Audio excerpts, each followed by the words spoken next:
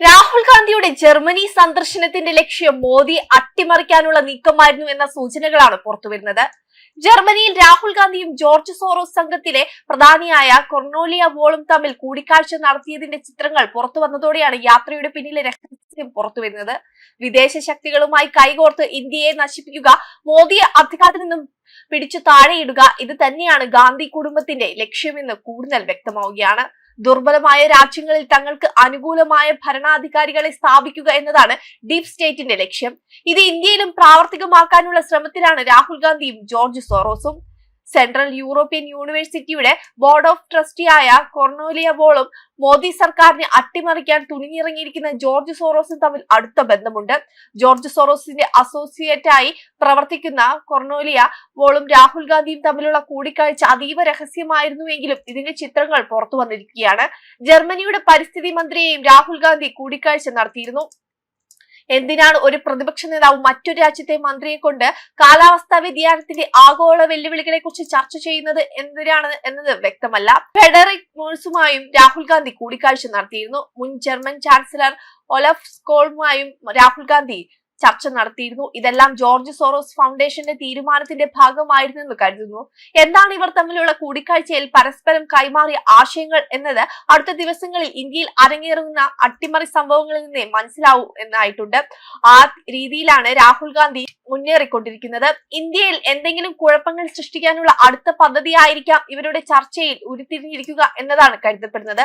കഴിഞ്ഞ ദിവസം ജർമ്മനിയിൽ BMW കാർ കമ്പനിയുടെ പ്ലാന്റ് സന്ദർശിച്ച രാഹുൽ ഗാന്ധി ഇന്ത്യയിലെ ഉൽപാദനം ഇടിഞ്ഞു നീങ്ങുകയാണെന്ന് മോദി സർക്കാരിനെ കുറ്റപ്പെടുത്തിയിരുന്നു. വിദേശ മണ്ണിൽ രാഹുൽ ഗാന്ധി ഇത്തരം പ്രസ്താവനകൾ നടത്തുന്നത് ജോർജ് സോറോസ് കൂടി ഉൾപ്പെട്ട ഡീപ് സ്റ്റേറ്റ് എന്ന അമേരിക്കയിലെ സമാന്തര അധികാര ശക്തികളുടെ അജണ്ട അനുസരിച്ചാണ്. ഇതോടെ വിദേശ മാധ്യമങ്ങളിൽ ഇന്ത്യയുടെ പേര് കളങ്കപ്പെടുത്തുകയാണ് ഡീപ് സ്റ്റേറ്റിന്റെ ലക്ഷ്യം. അത് ഇന്ത്യയിൽ മൂലധനം നിക്ഷേപിക്കാൻ ഒരുങ്ങുന്ന വിദേശ ശക്തികളെയും വിദേശ കമ്പനികളെയും നിരാശപ്പെടുത്തും. ഇതാണ് അവരുടെ ലക്ഷ്യവും. കുറച്ചുനാൾ മുമ്പ് ഇന്ത്യയുടെ സമ്പദ്ഘടന ചത്തുകുത്തിയിരിക്കുകയാണെന്ന് ട്രംപ് പറഞ്ഞപ്പോൾ രാഹുൽ ഗാന്ധി അതിനെ അനുകൂലിച്ചതും ഇതേ ഡീപ് സ്റ്റേറ്റ് ശക്തികളുടെ അജണ്ട പ്രകാരമാണ്. രാഹുൽ ഗാന്ധി ഇപ്പോൾ പ്രവർത്തിക്കുന്നതെല്ലാം ജോർജ് സോറോസിന്റെ മരപ്പാവയെ പോലെയാണ്. രാഹുൽ ഗാന്ധിയുടെ ഭാരത് ജോഡോ യാത്ര സംഘടിപ്പിച്ചത് ജോർജ് സോറോസിന്റെ ഓപ്പൺ സൊസൈറ്റി ഫൗണ്ടേഷൻ ആയിരുന്നു. മോദി സർക്കാരിനെ പൊതു തെരഞ്ഞെടുപ്പിൽ അട്ടിമറിക്കുക എന്നതായിരുന്നു ലക്ഷ്യം. 2024 പൊതു തെരഞ്ഞെടുപ്പിന് മുമ്പ് 2 ഭാരത് ജോഡോ യാത്രകൾ സംഘടിപ്പിച്ചെങ്കിലും അത് മോദി എന്ന ശക്തനായ ഭരണാധികാരിയെ അട്ടിമറിക്കാൻ ഉപകരിച്ചില്ല. മോദി സർക്കാരും തെരഞ്ഞെടുപ്പ് കമ്മീഷനും കൈകോർത്ത് വോട്ടുകൾ മോഷ്ടിക്കുന്നു എന്ന പുതിയ ആരോപണം ഉന്നയിക്കുന്നതും ജോർജ് സോറോസിന്റെ ഉപദേശപ്രകാരം തന്നെയാണ്. ഇതുവഴി തെരഞ്ഞെടുപ്പുകളോട് ജനങ്ങൾക്കുള്ളിൽ സംശയമുയർത്തി. സാമൂഹിക കലാപമുണ്ടാക്കി മോദി സർക്കാരിനെ അട്ടിമറിക്കുക എന്നതാണ് ലക്ഷ്യം. നുണ പലതവണ ആവർത്തിച്ചാൽ നേരാകും എന്ന തന്ത്രം ഉപയോഗിച്ച് ആവർത്തിച്ച് വോട്ട് ചോരി ആരോപണം ഉയർത്തുകയാണ് രാഹുൽ ഗാന്ധി. ഈയിടെ കേരളത്തിലെ തദ്ദേശ സ്വയംഭരണ സ്ഥാപനങ്ങളിൽ കോൺഗ്രസ് മുന്നേറിയപ്പോൾ വോട്ട് ചോരിയെപ്പറ്റി രാഹുൽ ഗാന്ധി മിണ്ടിയതേ ഇല്ല എന്നതാണ് ഇവരുടെ ഇരട്ടത്താപ്പ്.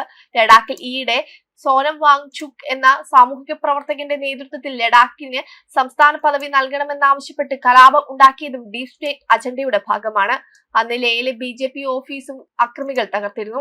ശാന്തപ്രകൃതരായ ബുദ്ധിസ്റ്റുകളെ കലാപത്തിലേക്ക് വലിച്ചിഴിച്ചത് വലിയൊരു അജണ്ടയുടെ ഭാഗമായാണ്. ഇന്ത്യയുടെ എല്ലാ മേഖലകളിലും മോദി സർക്കാരിനെതിരെ അസംതൃപ്തി വിതറുക, ഈ അസംതൃപ്തരെ മുഴുവൻ ഉപയോഗിച്ച് ഒടുവിൽ ഒരു ദിവസം കലാപം നടത്തുക, ഇതാണ് പദ്ധതി.